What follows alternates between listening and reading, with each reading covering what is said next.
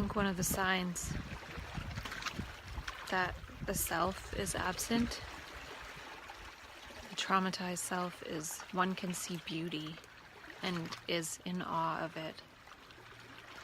So I was feeling some pain in my body, and I decided to go out for a walk, and then I looked down from the cliff, and the water, it looks so magical. I just want to get in. It's pretty cold though, and I feel like I could just stay here all day and watch the water flow. So changing and new.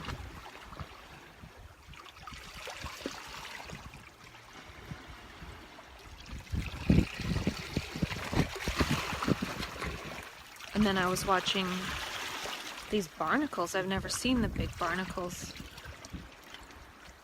that have these big things sticking out. They look really ancient, and they're combing the sea.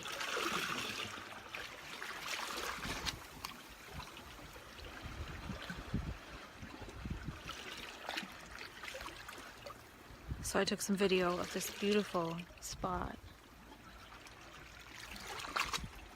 Maybe I will try and get in the ocean one day when it's not windy. Maybe the cold will be good for my body. Try that. I'm laying kind of upside down on a rock.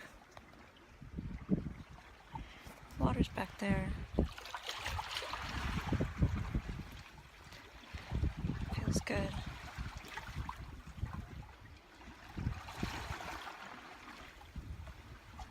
The beauty is immense.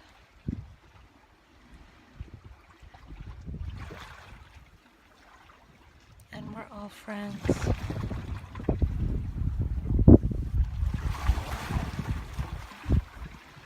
I wrote down something before I went out for a walk. I wrote down that the answer isn't in detaching from those one is attached to, but in loving everyone as much as one would if one did unconditionally love those one was attached to through life circumstances.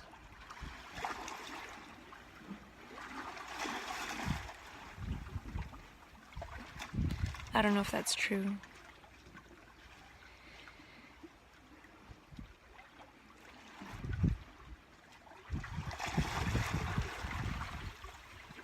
There are no words. Why is it that sometimes one could watch the ocean for hours with not a single thought, and then other times one cannot stand another single second of this existence because of the pain of the self, of continuance, of trauma.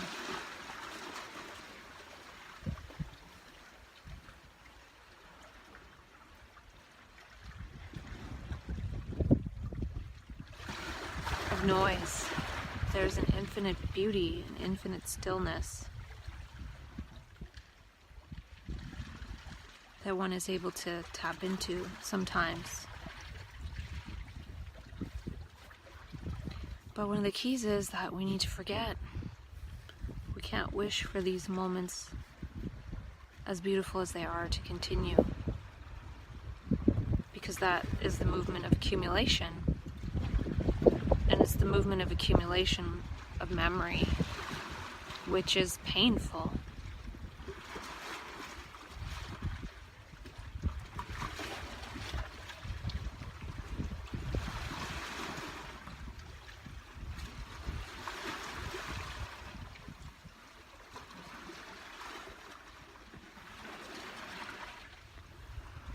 I wonder if the manifestation of a mood disorder is the trouble with switching from operating in a quantum-based possibility way to operating in a Newtonian way. And having to shift between the two and not knowing how to communicate that.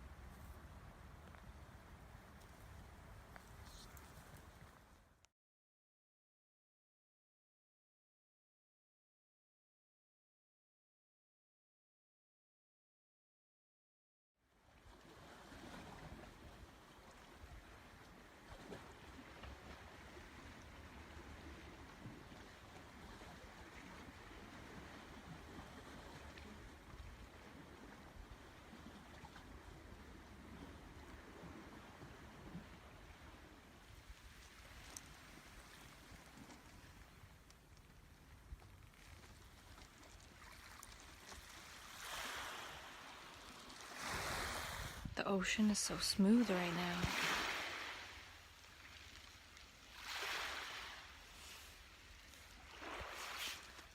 So beautiful. And the word beauty does not sum up all of this. It's a way to communicate, but this is not the word.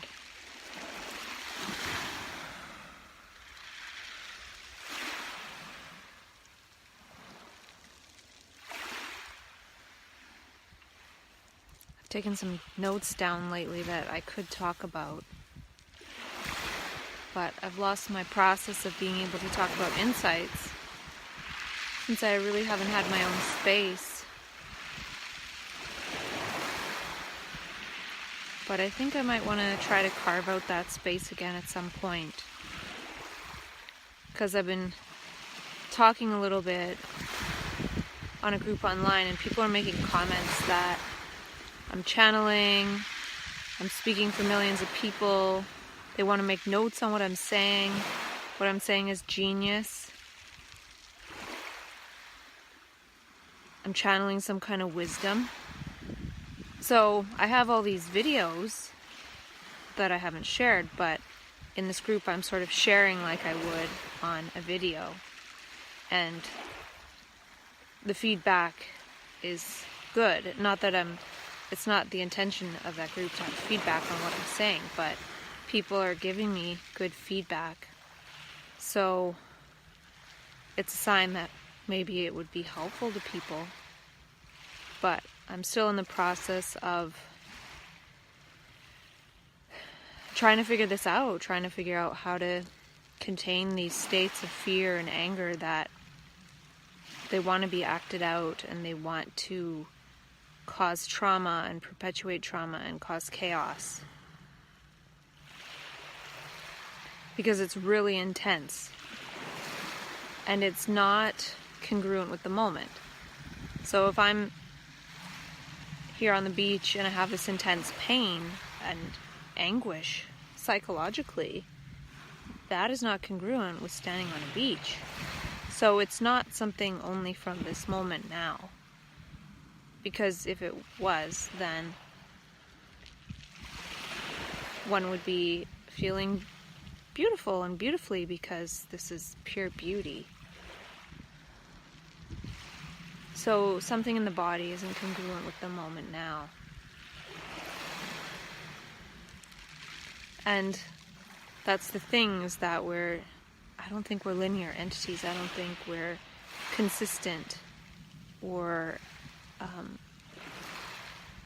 anything like that. So I was thinking about how the DSM, the Diagnostic and Statistical Manual, is the manual for those who cannot be consistent linear personalities. And nobody is. People are able to be consistent in their work environment, be consistent in their public life, but at home they could be eating tons of ice cream or crying or whatever. So even the people that are maybe not labeled in the DSM, they could be if they showed their discontinuity in public. And I think that's part of the trouble, is that when we get diagnosed, people are aware of our discontinuity and it makes them uncomfortable because then they don't know how to deal with us.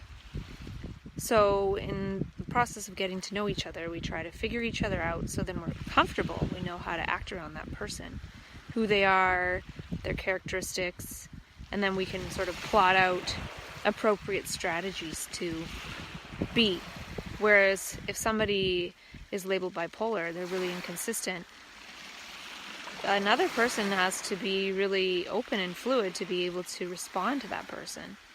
But since people aren't comfortable doing that, they'd rather call that person bipolar and then medicate them when they're not acting as they're known to be. And who is the biggest storehouse of knowing how that person is supposed to be, how they were, is often the family. This is not how they were, and now they're different, so they must be ill. Well, no, they're different. We can change, and we think that we're supposed to have this personality, but we don't have a personality. How we manifest is dependent on the situation and how we're situated and the energies we're picking up on. And we're picking up on the wholeness of the situation. So we might bring into attention characteristics in the field, but we manifest that as human behavior, and we're not sure how to communicate that. We're not sure how to communicate the more that we see. And if we did communicate it, people would wonder how we knew that, because it's not something from our memory, but it's something from direct perception. But that's not how people operate. People operate based on theory of mind and guessing what's going on in the mind of the other. And with bipolar, you can't guess what's going on in their mind, because they've entered often into a state of consciousness where they are the whole total mind. And so they are operating based on that a lot of the time. But then we ourselves get into a trap in that we think that it is attributed to a self, some of these more magical qualities, but it's not. So building of a self with that energy is a mistake. And one of the ways to not build a self is to forget everything, because it's memory. It's the accumulation of memory that builds a self. So it's important to forget. I think that's going to be one of the next great things, is the art of forgetting. And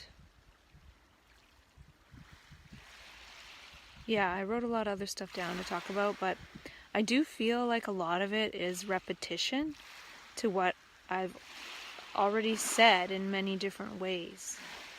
But it could be valuable to open up the dialogue again, because dialogue is valuable, the process of dialogue, the brain being in dialogue. And my videos more recently have been dialogue about the self, the personal self, and that could be a distraction. And I think it's a necessary phase to know how to deal with the personal self and its manifestations. But I've had thoughts again of going out and sort of wandering and being an agent of synchronicity. Because if one doesn't do that, then one synchronizes with the traumatic field and sort of acts out of that traumatic energy as a way to possibly communicate that there's something wrong in general with the structure of how we relate. But then we get pathologized because we don't know how to communicate that. When the trouble is, this type of thing, like synchronicity, isn't verbal. It's mostly nonverbal. So something of synchronicity would be like leaving something somewhere for someone else to find. And knowing that one is profoundly changing the course of humanity through doing that anonymously or what have you. Someone here told me an interesting story. They said that they really wanted green tea. And then there was green tea in a room, and then that person asked the other person, how did that green tea get there? And they said, oh, it was on this cart. And so they brought it into the office.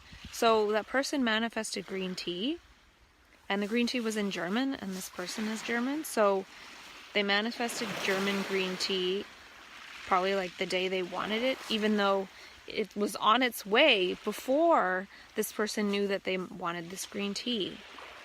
So what we need is on our way to us in a non-linear, magical way. Like the linear way would be, I need to order that online, or I need to go out and get it. But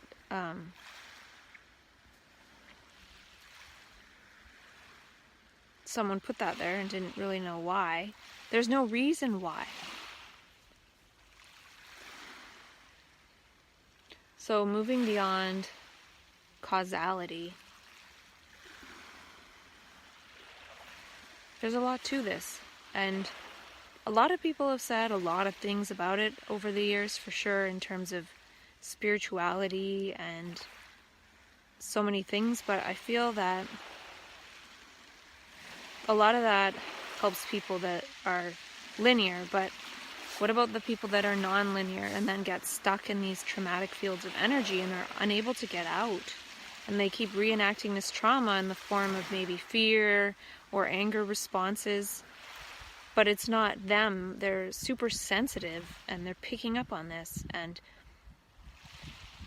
the fact that there are human beings in that state should indicate the fault of the design of society. If society's designed so not everyone can have food, clothing, and shelter, then there's obviously a flaw in the design. But we don't see it that way. So we don't see people in those states of consciousness as a dis-ease in society. But I'm sure I've said that in so many different ways, and I don't need to keep saying it per se, but maybe I do. I don't know. I'm finding that my memory, if I don't really have memory so well, so I don't know what to do. I can only sort of speak to myself not from memory and try not to remember what I even said before, because I can't. And I've written some stuff down on a sheet of paper to do when I go home, and it feels like, will I even remember where that sheet of paper is? It's all so confusing.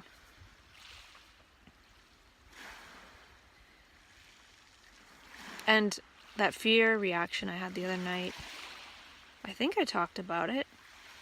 I still feel some energy in my heart, and I don't know if it's all completely over, but that fear energy is definitely a lot of energy. I don't know if I have to call it fear, and if it is fear, I don't know if one needs to be afraid of the fear. It's a state of fear being induced, and if I just lay there and I don't act out of the fear, then the fear wasn't transformed into human muscular movements of acting it out. Meaning, if I'm afraid, maybe I start running. If I start running for no reason, I'm eventually going to be chased down and apprehended because I'm running for no reason. Unless I'm Forrest Gump, then I could say I just felt like running. But if I'm in the state of fear, then that probably will happen, where one would get captured. And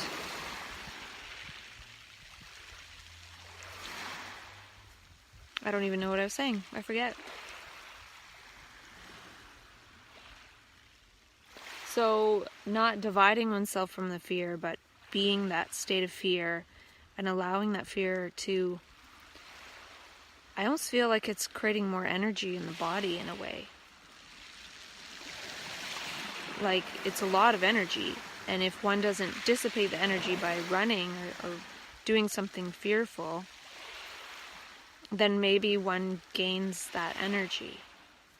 Like, for example, if I have a lot of fear and then I try to end my life, well, I end up in a lower energy state where I'm probably in the hospital and they're trying to revive me or detox me or something.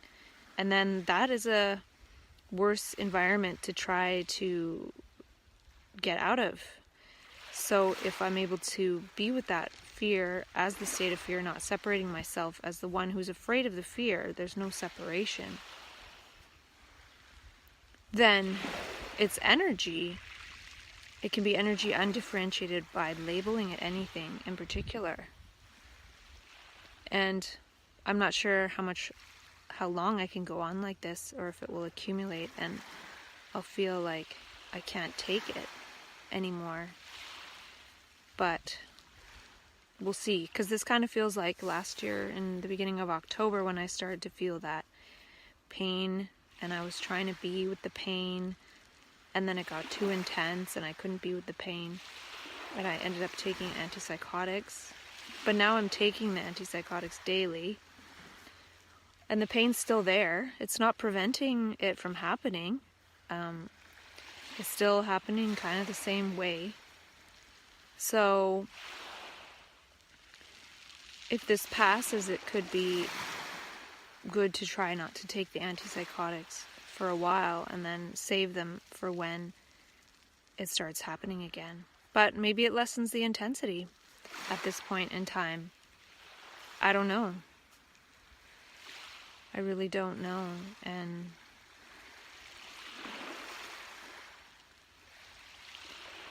I'm just wondering if I can approach each moment as love, no matter what is going on inside, and not make the moment about myself. I find that I'm able to do that here. When I see people, I feel really smiley, and it doesn't feel fake. It doesn't feel like, oh, when I'm in my room by myself, I'm feeling this pain and a bit of fear and maybe anxiety. It's sort of when I'm with others, it just goes away, and I feel naturally smiley and vibrant. So there could be something to sharing at some point,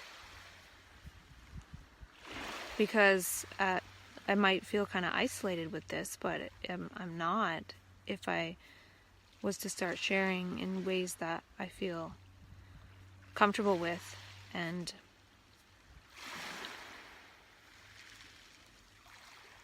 or maybe comfort is the wrong approach. Maybe I was also thinking this energy of not being comfortable could be keeping me really alert to the moment. Because I want to go back to being comfortable, but maybe there is no comfort. And that's something I've kind of learned, because I feel throughout my life, the way I was raised, I wasn't really comforted very much. And maybe that wasn't wrong, because even now, I don't know if getting help is the right approach, or if that strengthens the self. Or it could be that getting help helps to keep the self linear. Like having that dialogue helps me to keep me as myself, and that might be important for a period of time longer. I think at some point one needs to let go of it all and let things happen. But I think that's next year, but we'll see. I don't know, because sometimes I don't even think I'll survive until next year.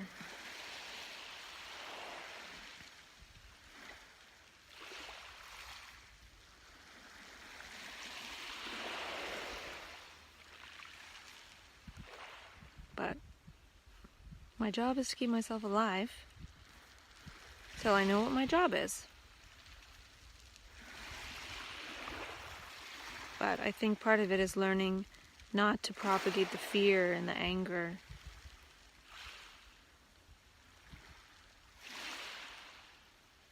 I think part of the thing is, I feel like people know what's going on, because I have a sense of knowing what's going on, so then I tell them. So say I'm in a fearful state or angry, I'll act fearful or angry because I feel that person knows. Whereas I could hold it in. I don't have to act fearful or angry.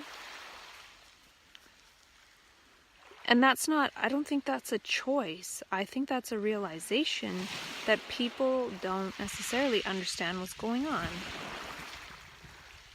And that's evident in how eventually someone like me gets called bipolar, because others just can't figure out what's going on with a person who is so inconsistent and up and down.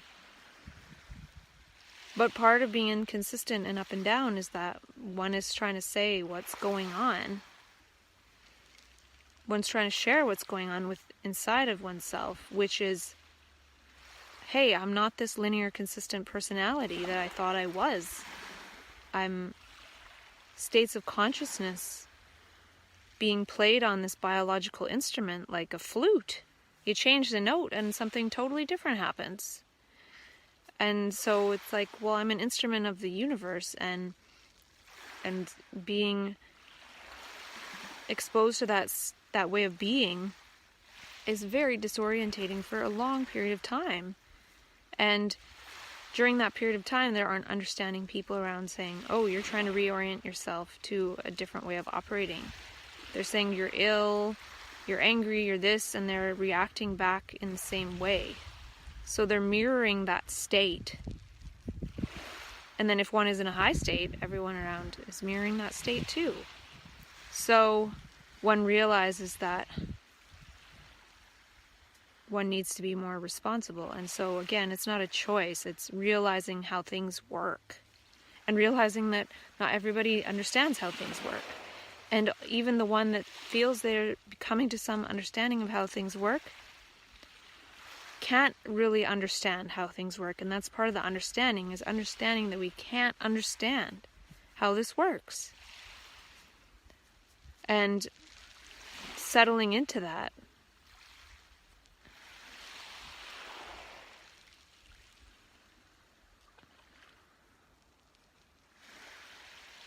And then trying to settle into how to be love despite everything around one.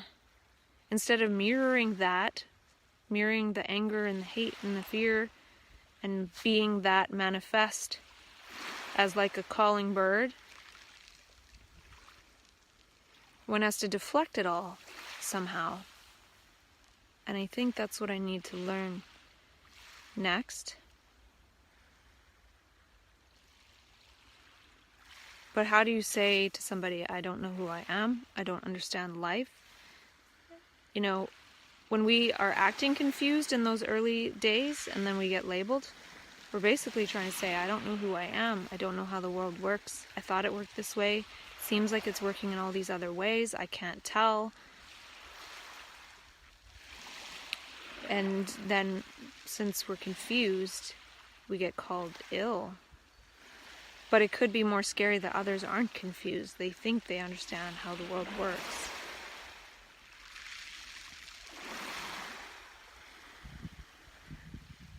So it could be seeing that others are confused, but they don't see that they're confused. They don't see that they're operating based on thought, which is confusion. So then what does one do with that?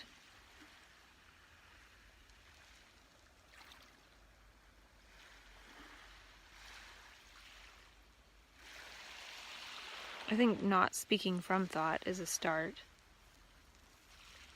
Not speaking about oneself from memory.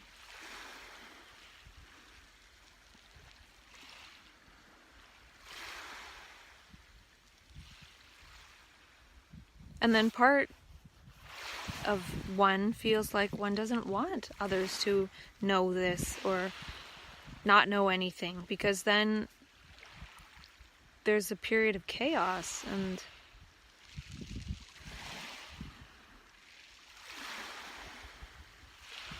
yeah, I don't know. I'm just talking and the ocean looks magically wavical, and I'm gonna go back. And I think this video is a good indicator that my brain is working better after 3 days of loss of executive functioning and no energy, where I watched a lot of Netflix, the show Touch, and I watched a movie called Being There, which was an older one. I rented it on iTunes, and it was interesting, and it was sort of a clue in how nothing's going on in that guy's head, but they're interpreting everything he says and sort of adding to it, and he doesn't even know. And it doesn't matter. He still is able to function in that world. And I think that's sort of how one needs to learn to operate. Allow people to think as they do, but don't respond based on that thinking. So, yeah.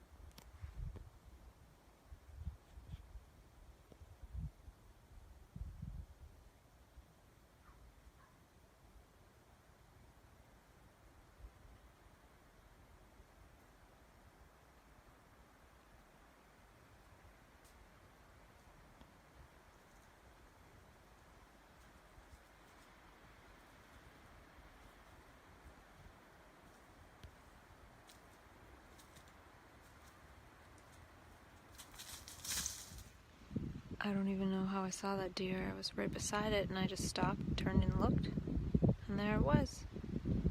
Life meeting life, out of the peripheral, relaxed vision. I'm really tired today. I slept, but not that well. I tried to take a quarter of a trazodone, and I felt like I was sleeping, but not really, so I got up and took the other quarter. And then I woke up at 9 instead of like 12. So I didn't get as much sleep, and I definitely feel really tired. And sitting on a beach by myself and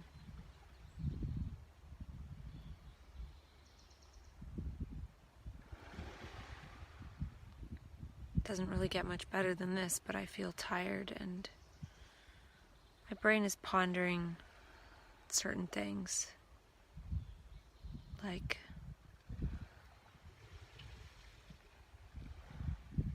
what it would be like to be homeless and sitting here.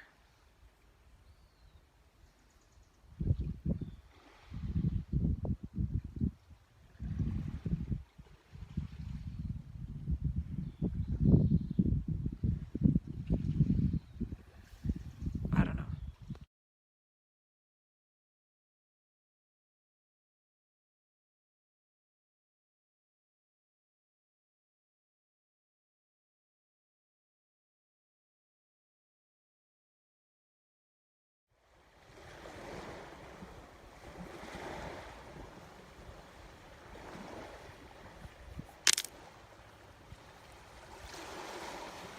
Most of these rocks are smiling.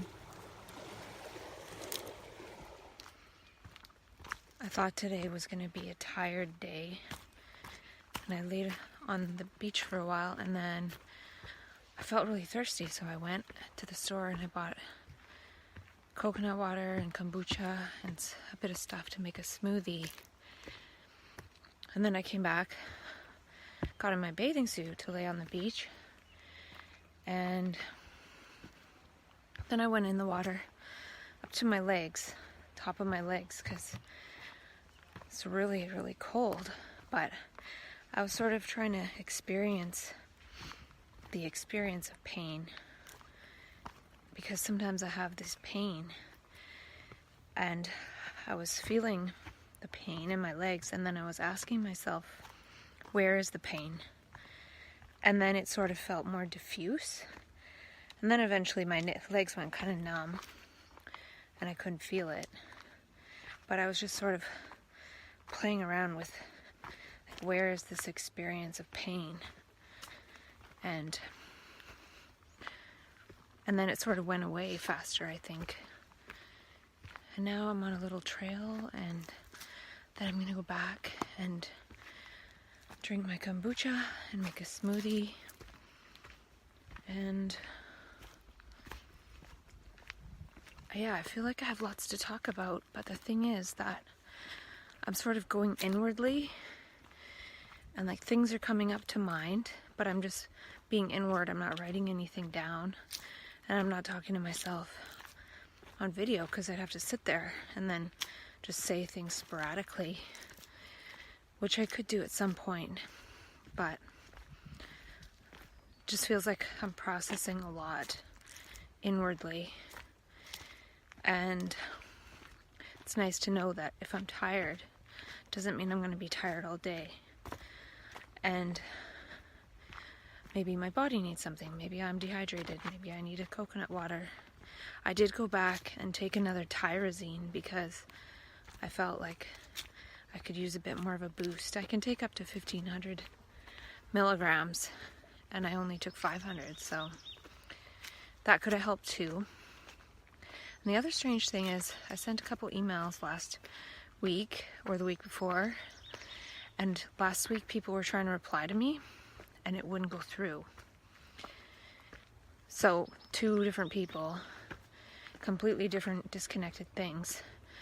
One said the email was sitting in their outbox, and the other person said it bounced back to them, so they were trying again.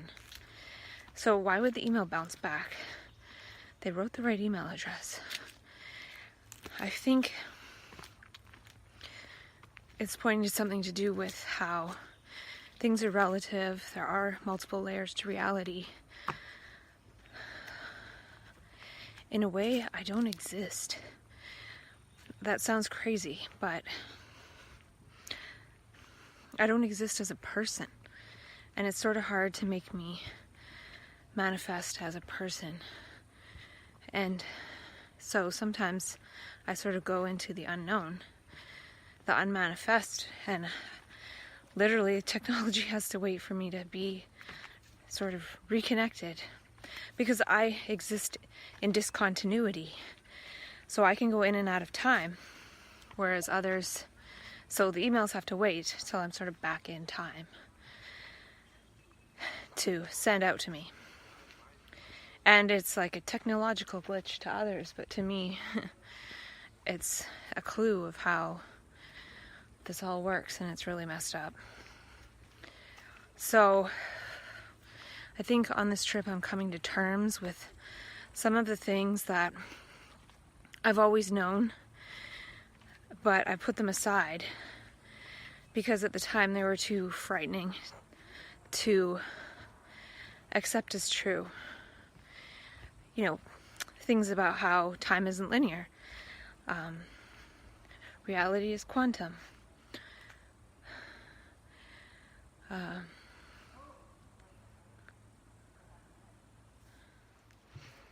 And there are parallel realities. There's no such thing as death. We jump realities.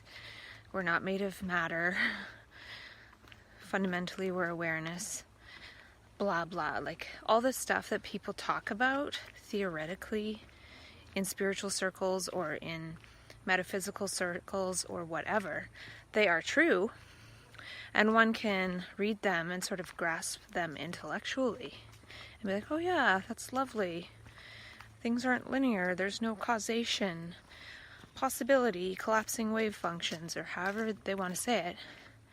But to live that experience is something completely disorienting, confusing, especially in the beginning, frightening, especially in the beginning. Like if you think the world is operating one way, and because you're thinking it's operating that way, and then all of a sudden it completely changes, and your brain can't keep up quick enough learning what it needs to learn in order to operate in that way. And it also is very resistant to changing the way it's operating, especially when others aren't changing the way they're operating. So it's really challenging, and it usually just drives one crazy. You know, there are a few people that get through it and they end up being teachers or gurus or something, but most of us end up nuts, and we don't know how to function in that way. And so we just pretty much don't understand, because we're trained not to learn how to understand through the education process. So, and I'm not saying I understand, I don't. What I'm saying is there's no one there that can understand anything. And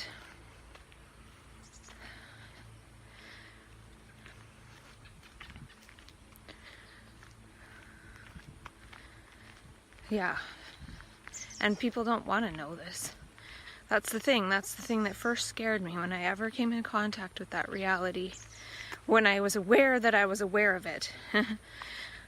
Because I was in it for a while, but I wasn't really aware that I was in this dimension of mind where anything's possible. And like a non-physical world. And yeah, when I became aware that I was aware of it, I then became aware that others weren't aware of it, and that they didn't want to be aware of it, because it would drive one nuts. And then from that moment on, I started to go nuts.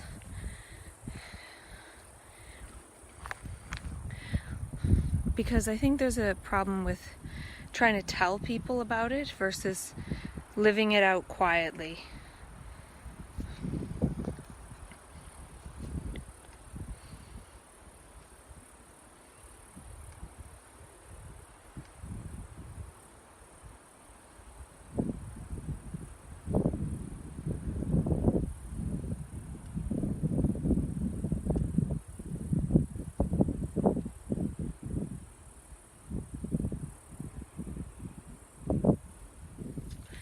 think this what might be happening to the homeless people too, is that they're living in mind. So like the reality of mind that's non-linear, non-logical, kind of magical. So their bodies are kind of flopping around in the Newtonian world. It's too windy. So we can get to that world of mind physically, but we do need to create a structure of society that is congruent with that mind operating through our brains. Right now, thought and a separate self is operating through our brains, and the structure of how we live reflects that. So the sign of us getting closer would be there would be no homeless people, there would be no rape, there would be no people taking power over others, because we'd understand that it's all one mind. But we think we're physically separate, but we're much more than our physical appearance. We're entangled with each other. So I think those beings are there as a symptom of a greater disease of society. And all the healing and helping professions, we'd be living joyously and magically. We wouldn't be needing to help each other as professionals versus the people who didn't do well in school, who need the professionals. So there's a real incongruence with how things are. And, you know, am I here to be in a physical body to play a role of mental patient, or am I here to say things how they are?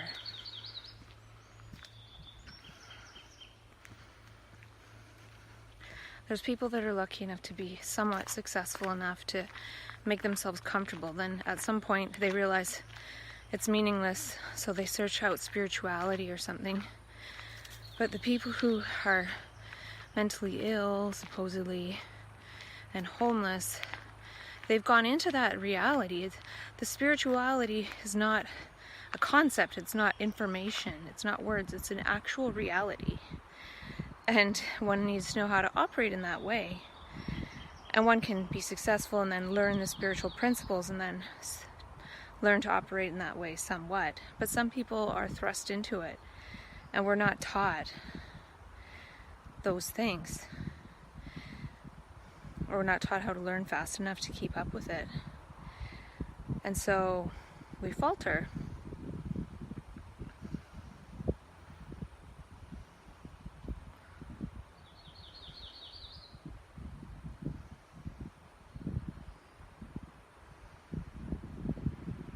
I think going inwardly is something I'm learning right now, and not perpetuating that fearful energy that comes over me outwards. Just taking it on, being crucified by it, and it's okay. Not passing it on to others. We'll see if I can do that. And another thing is that documentary on Osho on Netflix. I think it's rather remarkable what they were able to create in a short period of time. They turned a plot of nothing land into, housing and airport and a lake. There was nothing there. And they were able to do all that by working together from the ground up. And I think that scared the powers that be, how that love energy really can make people cooperate. And they, the stuff they did is no different than governments do, or nations. Like, I'm being medicated, and it's said for my own good. Yeah, maybe they put people on antipsychotics and they gave them homes. That's what they're trying to do now, is they have housing first and they give someone homes if they'll take their medication. So those people were ahead of their time, and they housed a lot of homeless people. They did kick some out eventually, but I think it was pretty successful what they did for people. And it also reminds me of the Swarm, how that guru was sort of the queen bee, and as soon as he was gone, they all just disbanded. Because his energy was a morphogenetic field that kept them all together. He didn't even do anything, he sat in a room. But all the love they had that was sort of directed towards him was able to create something. Just like, say Christianity, their love of God and Jesus creates all of their structures and what they do. So, it was just a microcosm of macrocosms of society, and it provided a mirror to see that, but it was made into this horrible thing, and it looks like they did do some bad stuff, but everyone does bad stuff, so who knows? I'm not saying I don't really know enough to know, but I'm sure there's other sides to the story, and what they built was impressive.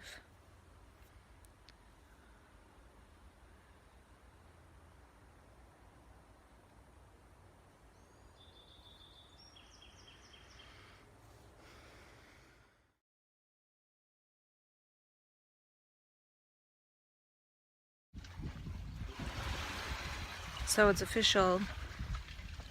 I'm being transferred to my GP in order to get my meds, but I won't have mental health system support, which kind of sucks because I was hoping they'd help me find a place to live when I get back from California. Sometimes they have rent subsidies that can really help, and I won't have access to that. So I think the universe is telling me it's time to go it alone. And at the same time, I am signed up for some free counseling through community services. So it seems like I'm not having this strong support for bipolar, but now it's moving into dealing with PTSD.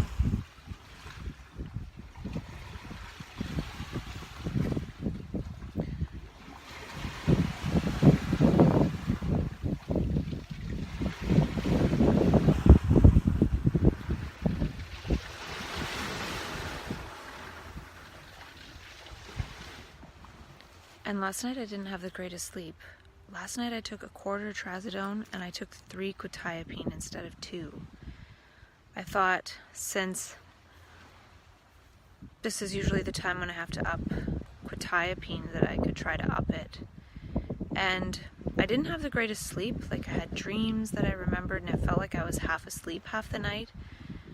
But I did sleep, I think, 10 hours, so I must have slept. It just felt like I didn't. When I woke up, I was trying to go back to sleep, but I would just sort of go into these dreams, but I still felt like I was awake. And my legs felt really restless, maybe because I dipped them in the ocean and let them go numb yesterday. So then I got up and I went for a run, and I never do that. I just did a bit of running up and down the street, and then after I did a bit of rollerblading up and down the street, and so, I don't know, feeling the urge to be active. I don't want to say, like I've said in the past, oh, I'm going to do this, because I forget. Like, part of the problem with this type of brain is that one can't really form habits. So, because one forgets. So then, as soon as one tries to think, well, I'll do this every day, next day one wakes up and forgets all about it. It's like starting from scratch every day, in a way. And then knowing generally how to take care of oneself at a certain point, like how to shower and feed oneself. But other than that, there's no real pattern. And being okay with that. And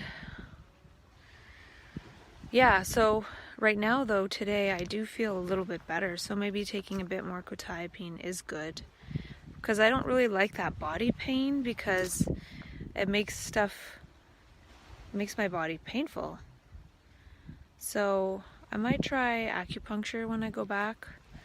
We'll see. It's kind of expensive, but I'm thinking that I need to put more resources into this again.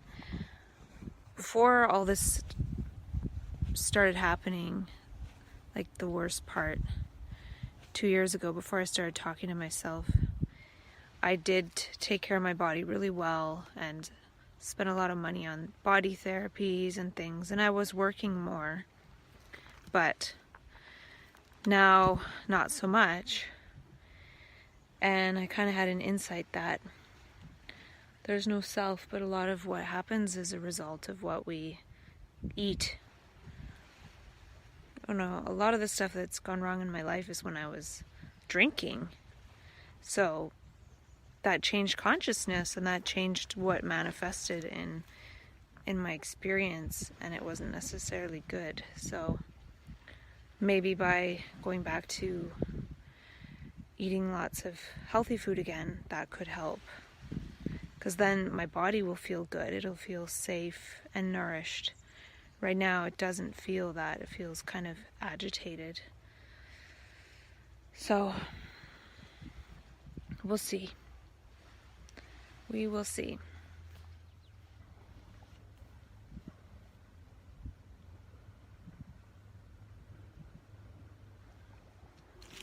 I went for another walk through the forest, and I got attacked by a dog. So this dog thing keeps happening. And it was jumping on me and trying to bite me. It didn't look like it was fully grown, and it was off leash. And I just said to the guy, I said, "Excuse me, can you please call your dog?" And then he called the dog, but the dog didn't come. It just continued to attack me.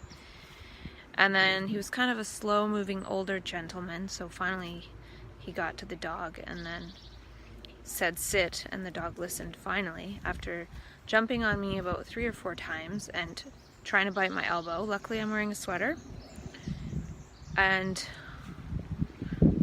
I think maybe because I didn't react with fear, it didn't get super aggressive. I think if I would have been afraid, my heart didn't even race.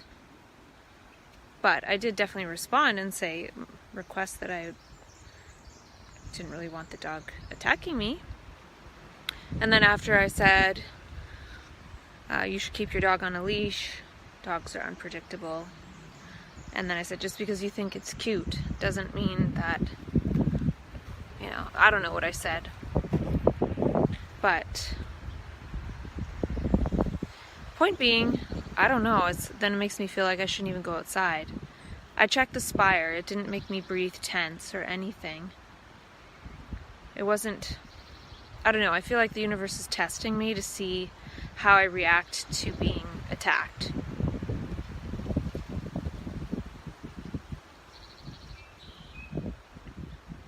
Because, for example, if I wrote a book on what I'm having insight into, I probably would be attacked and maybe killed. So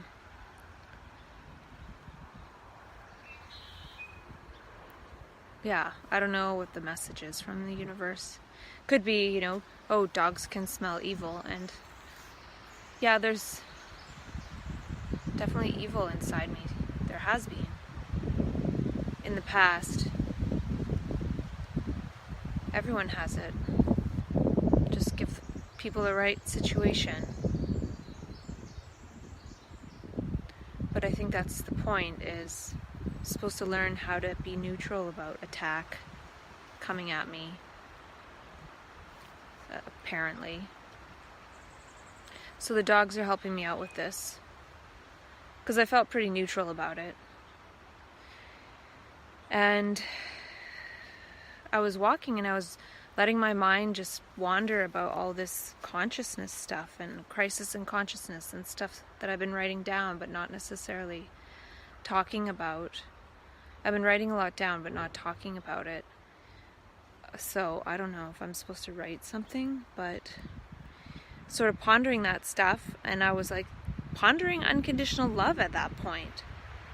Like unconditional love no matter what, actually unconditional love for children. And wondering if people learning how to absorb the conflict into emptiness. I was thinking about how the fear of fear is the problem, not necessarily fear. And the fear of fear is the self. So the self isn't necessarily that experience and consciousness of fear, but the fear of that fear is the self. And the self is that which would want to try to do something about it, to stop it, and get away from it and escape. So the self is the escape from the actual phenomena. But when we get acquainted with the actual phenomena and observe it and allow it to flower and die in silence, then I think we transmute something. Because we don't allow that fear to turn into human bodily action. I was thinking about Rupert Sheldrake's concept of the morphogenetic field, and how that's sort of like a pattern that would pattern us into certain behaviors. And I feel that in consciousness, these patterns can come in, or these crises, and then we'll want to act them out.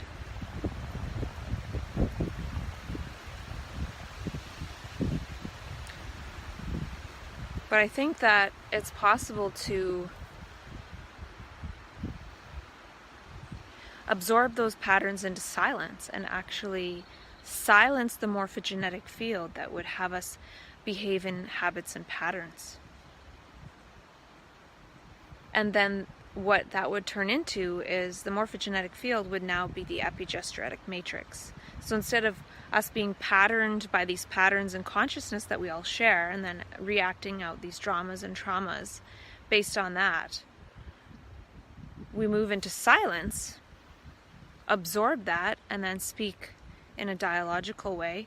So instead of being moved by the morphogenetic field, we're moved through the epigenetic matrix and through our gestures of love and kindness towards the patterns that would program us to act out things that we would rather not. Absorbing it into silence. And then once it goes, we have the power to move about how we want, or in the epigenetic matrix, as opposed to patterned by the morphogenetic field.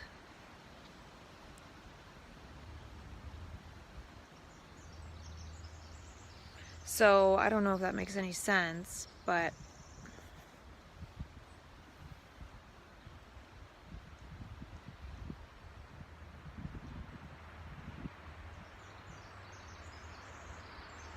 so I think we can absorb the morphogenetic field.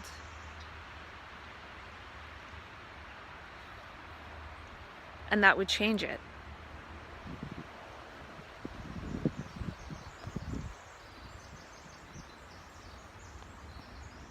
So it could be some of our jobs to absorb these patterns.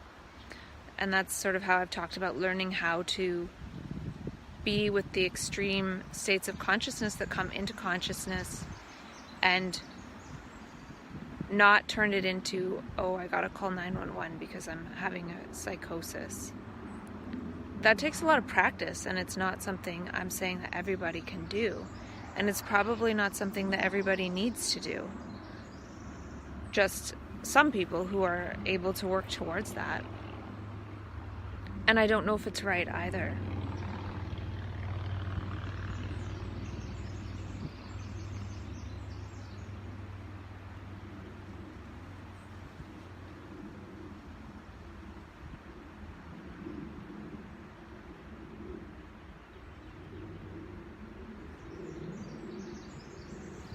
I really don't know. Don't know what this is all about.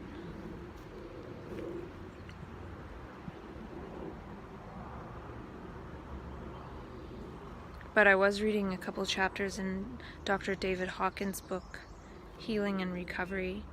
I was reading the chapters on pain and suffering and also fear.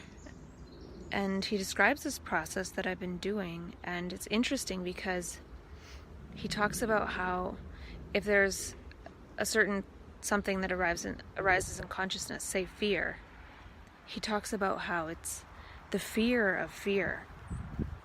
And that's what I've been talking about with myself. So if there's fear arising, or what we imagine as fear, not that we're imagining it, but that's what we're categorizing it as. If we stay with that with neutrality, on his scale of consciousness, that's the level of 200, whereas fear is 130, I think. So how we receive that which arises in consciousness is really important.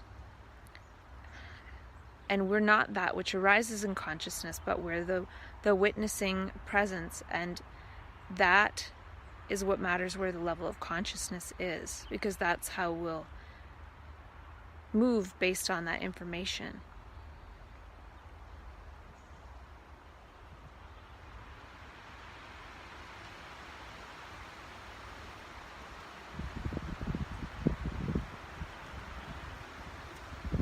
So one can be in a state of fear and observe it maybe with unconditional love. I've been able to be with it with neutrality. Maybe, I don't know what unconditional love would be different.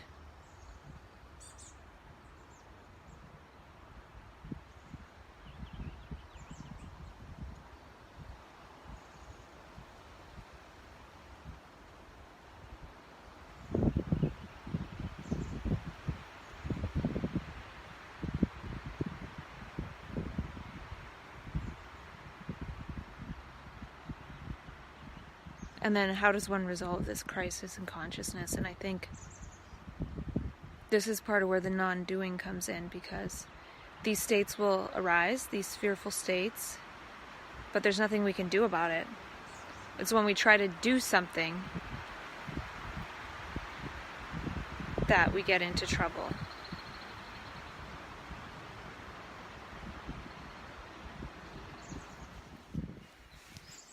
Yesterday I had that body pain, and I couldn't fall asleep without taking half a Zopiclone on top of the trazodone, half a trazodone, and I went back down to 2 Seroquel, and I fell asleep and I slept a long time. And then today I had that body pain again, and it feels like burning, but since yesterday it felt kind of like menthol-y heat being released from my body. And then I was inquiring into the pain, and at one point I realized that it wasn't my pain, it was pain, which is not a personal phenomenon. So by realizing it was pain, I lost some identification with it and was more curious about the experience. And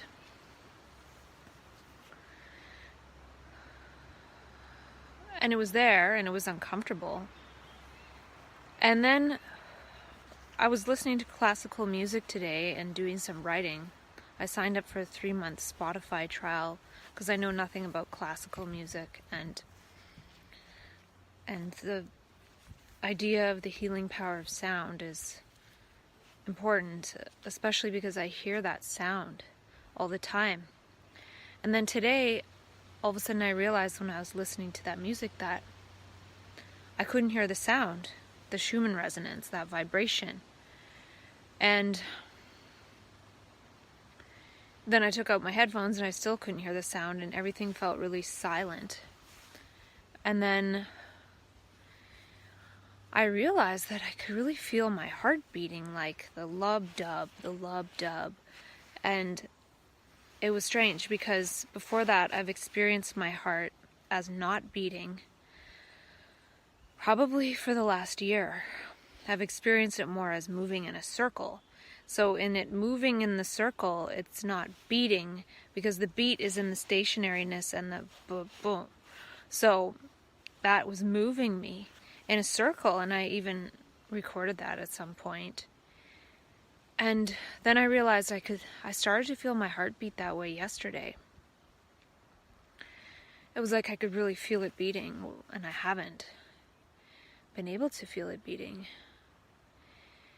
And then today I was feeling it beating, and I was enjoying that sensation. It was like feeling my heartbeat for the first time, each time it beats. And it was very calming to be able to feel my own heartbeat. And then I realized that that started yesterday. And then I realized that I'm no longer moving in a circle. Usually I can feel it moving side to side, but I realized that I can feel the circle just a little bit up here between my eyebrows. And it's a very small circle, so it doesn't really move me in the same way, because the heartbeat is quite a large circle. And so it moves me from side to side, and it's quite strange. So then I'm wondering if my mind is sort of reintegrated with my body. And I don't know, I don't want to jump to conclusions. It feels really peaceful and calm, and the pain is gone. And that being said, I am still taking some medication, and I don't necessarily plan on tapering off of it at this moment. But I don't think that's a bad thing. Like, maybe it can help with the process. And plus, energy is stronger than matter, so using material meds sort of slows things down, but it doesn't change things. The change happens in consciousness. Just like somebody can take a street drug every day, it's not going to fix the problem. But one could take a street drug every day and then in the background be working to fix the problem, and then eventually the problem is fixed. And then maybe at some point one realizes they don't need the street drug anymore. So I don't know if that'll happen with me, but it's interesting timing in that I'm being given the boot from the mental health system to my GP. And yeah, it feels different. It felt all of a sudden like I just wanted to go and love everybody. And I wasn't afraid anymore of people. And also not being afraid of who others are. Like, I don't know. I guess that is a sign that the sense of otherness is still there. And then now it feels like if there are others, it's not really a problem. Because the power of love can meet anything. It doesn't have to fear a particular thing. So, I don't know, there could still be a fall easily. But we'll see. But it feels like I'm in my body. It doesn't feel like I'm localized in the head. It feels like I can feel my heart at the same time as I can feel my feet on the ground. Like I can feel my whole body at the same time. And maybe the exercise yesterday helped. I don't know.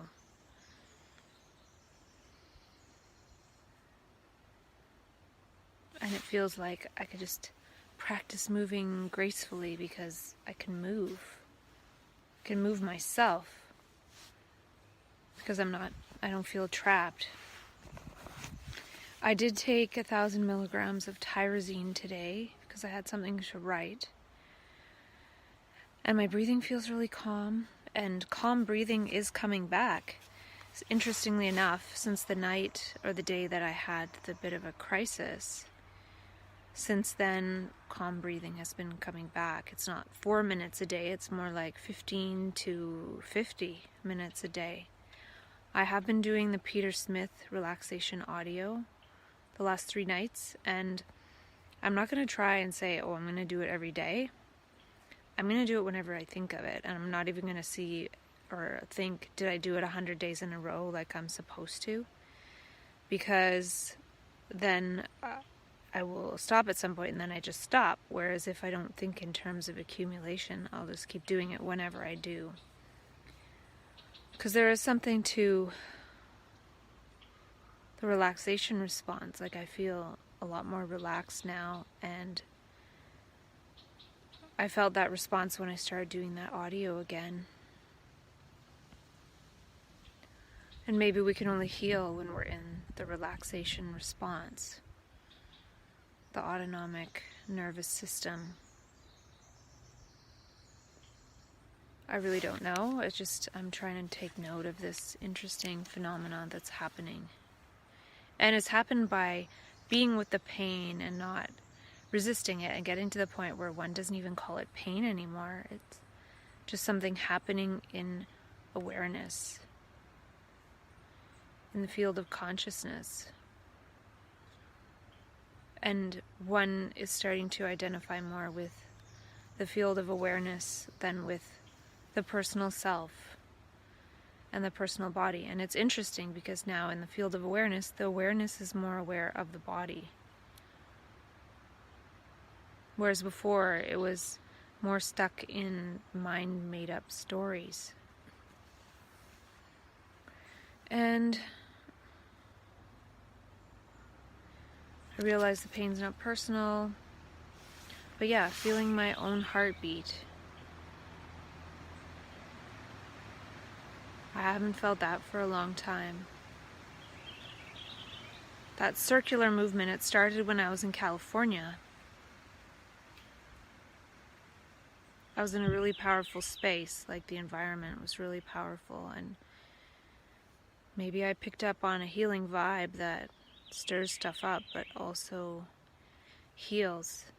I remember when I had a crisis last year in October, I could feel the vibe, like, in the lower area, like in my, like right in my base chakra area, and I could also feel it at some point in my, like, sacral chakra, like in the gut area.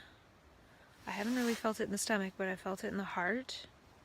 Not really in the throat, but I felt it in, now I feel it in the third eye. Maybe it needs to get to the top of the head, I don't know. I don't know if that's what they mean by kundalini or whatever, but I don't know what that is, but there's some kind of energy field that moves in a circle. And yeah, I've made a lot of notes lately, and I've had a lot of insights, but I can't really stand here in the middle of the forest and talk about them. Kind of need some kind of studious space. But yeah, I think reading those 2 chapters of Dr. David Hawkins' Healing and Recovery, and also his autobiography bit just at the end of the book, was really helpful, because it's how one approaches what's going on in consciousness and awareness. If one approaches it with fear, that results in certain things, or one can approach it with neutrality, one can approach it with unconditional love. And then one not only approaches one's small self with that, which then transforms the self, one approaches life with that energy. So I think it's really helpful to read that. There are some really helpful things to read and learn and study and revisit later on in the process. Because I did a lot of studying before this all started years ago, which has helped me. But I didn't really restudy it. And then I think restudying it a little bit has helped. And yeah, the air smells really fresh.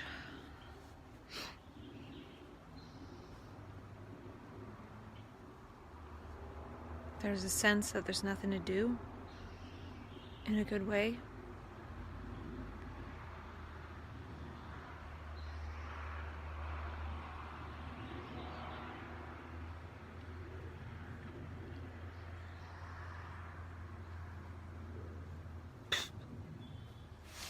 mosquito landing on my nose.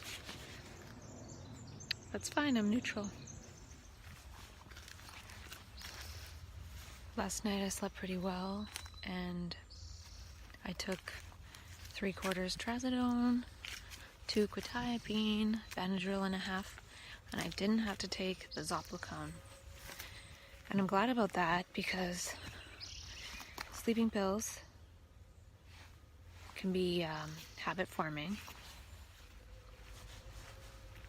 So the less I can take them, the better. But they are good to take when I need to sleep and I can't.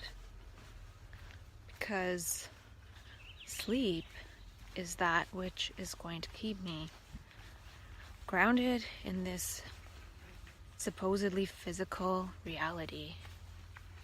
I'm really wondering how physical it is. It really appears to be physical, but when I woke up this morning, I was just laying there, and I was sort of scrunched in a bit of a fetal position with my legs twisted up, and I was just enjoying the sensation of having legs and breathing, and my body felt really relaxed and good. And I don't remember having any dreams last night. I don't know what trail I'm on. I guess it's the same trail, but it looks different. I know I've recognized that, but anyway,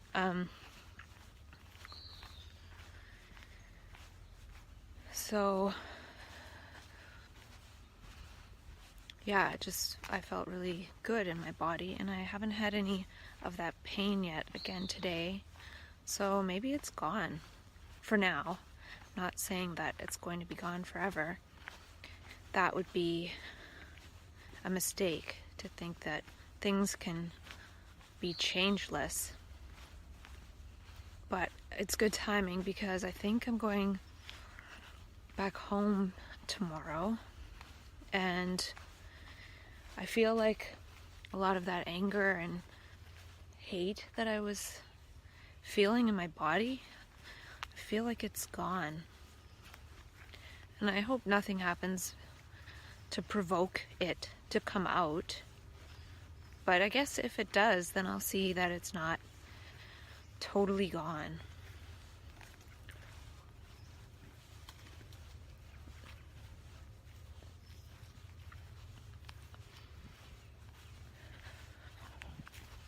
And maybe if it does come out, I don't even need to call it anger.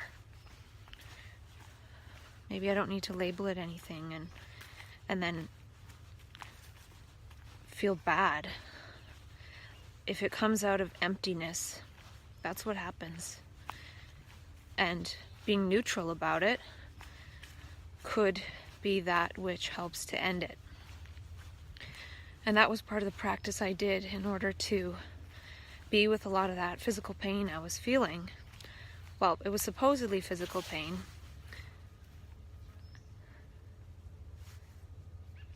And then it sort of changed in its nature and quality, and I realized that it could be that physical pain that was sort of giving me a sensation of my body, because maybe I was really detached from my body. So that physical pain could be consciousness coming back into the body, and it could even be the energy which helps to build more and new neural pathways in order to be able to contain all that energy. It could be painful to have access to all this energy coming at us when the body literally isn't designed to contain all that. So I'm wondering if part of this is the body changing in order to be able to embody consciousness and awareness and emptiness. Because when the body embodies the self, the body is used very partially. It's like it's being controlled by the strings of thought, and it's not really under direct biological control of what is necessary in this moment. It's sort of being dragged along by the strings of the past.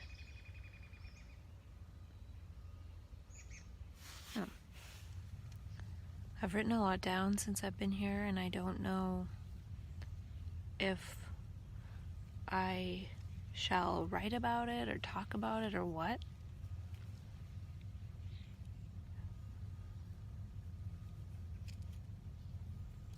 I wrote down the power of space, of empty space, because it's full of energy. So we're sort of fixated on the forms of life, but we don't appreciate the power of the empty space. And I think that's part of what I've realized in the last day, is that I feel less identified with the body and more as the empty space.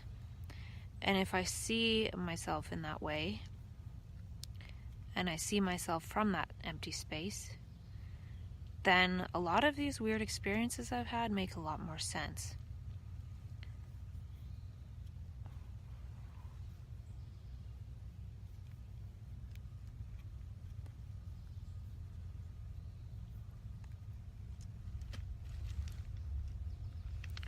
So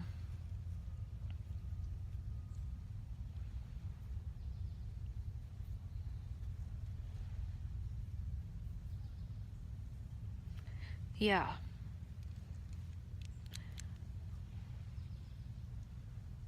And I'm wondering if being labeled and pathologized with a mental illness can be a path to awakening. And I wouldn't be the first person to say that. But I think the difference might be in seeing that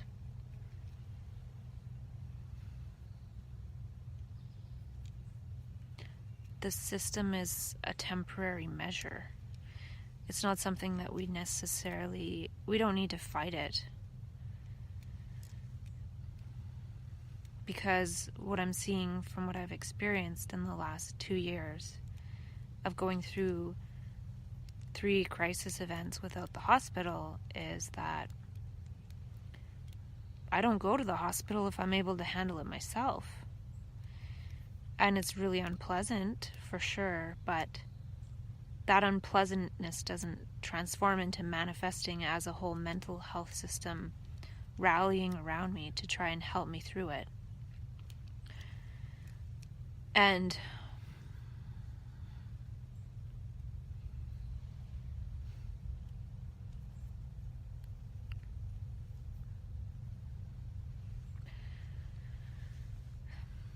we won't necessarily stop going to the mental health system until we realize the truth of who we are, which is emptiness. I don't know if that's absolutely true, but I listened to a talk by Rupert Spira last night. And I'm not a Rupert Spira person, but I did listen to a few of his talks while I was here. And I think even though I didn't really fully get it, because I'm not familiar with his teachings and the languaging, I think it helped in that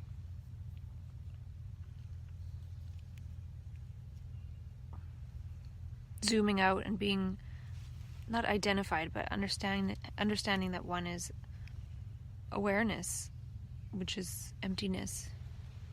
So when one zooms out and sees that one is emptiness and awareness, one can be aware of what's going on in awareness without being attached to it. And as more energy is pulled into the emptiness of awareness, the energy of what's going on in the body, supposedly, which he explains can only be experienced through the mind,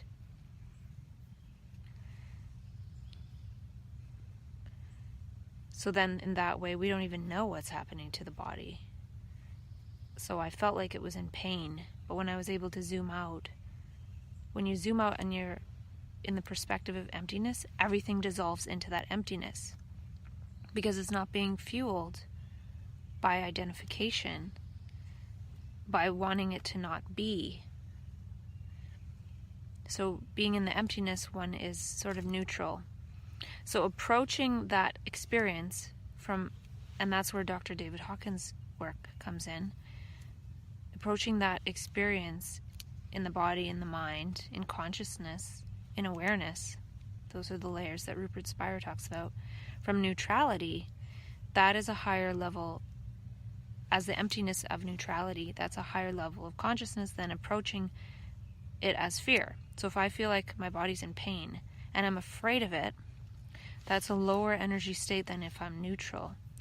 And then there's higher energy states like, love and things like that. So if one can be with it with love, one can actually transmute more of what is apparently being experienced in the body into nothingness, into the empty space. It goes into the empty space as opposed to going into fueling fear of the experience. So if I'm neutral about it, I'll probably lay there and wait it out for quite a long period of time. But if I'm afraid of it, I'm going to get up and I'm going to ask for help. I'm going to run around doing all sorts of things to try to escape it. I'm going to call the ambulance, And I'm not saying there's anything wrong with that. If one needs to do that, do it 100%. But getting to a place where we can transmute that is pretty powerful. And I'm not saying I'm done transmuting. I think I still have a lot more bodily pain to go through, especially because I've been on medications for so many years. So I think there's a lot more to transmute, but I don't know. I don't think now is the time. I think when my body has more housing, proper housing, after I get back from California, then that might be a time to work to be off the medications and transmute all of that accumulated pain or whatever it is, energy, into consciousness, into emptiness. I think that sensation is there partly to awaken the body.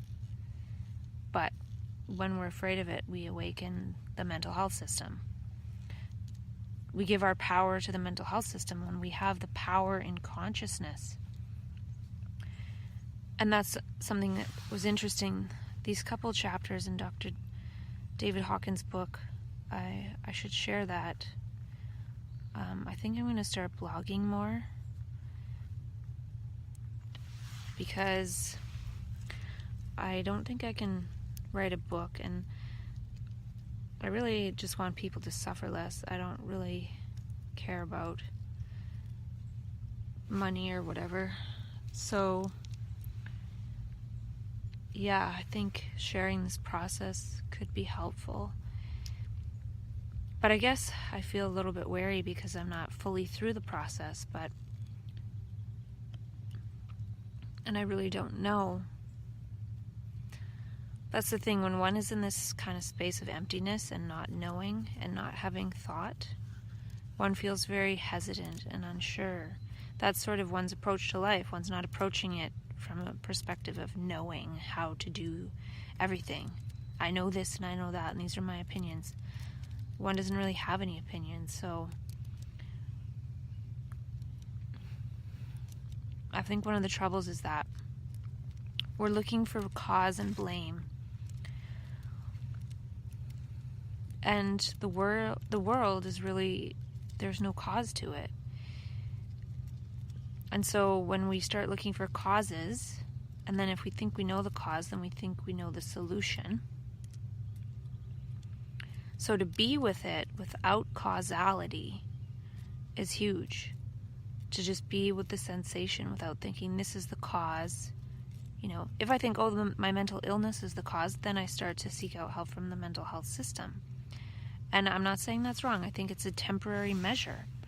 But I think we can start to learn to graduate from that. And instead of thinking they did me wrong, they caused whatever, then I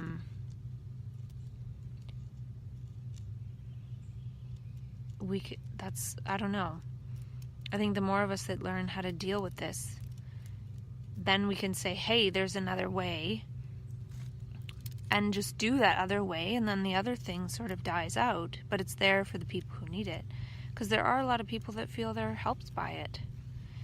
And perhaps they are, and I think that I was helped by it, even though there was a lot of suffering. I'm still being helped by it because there's the meds, you know. I'm very thankful that I can take something to knock me out and sleep, because otherwise I go into a different world and my body no longer exists in this one that is considered to be linear, even though it's not. So, you know, basically a lot of this stems from a mistaken identity. We don't know who we are, and we also think things are Newtonian. And when we start to see things happening in a way that isn't Newtonian, we get really scared. And we scare people around us because they don't want to see it. Because it's something that you can't believe in. And the Newtonian way is based on belief. And so what happens is actually impossible. Because it's not Newtonian. So it's not possible. So anyway, I'm going to go now.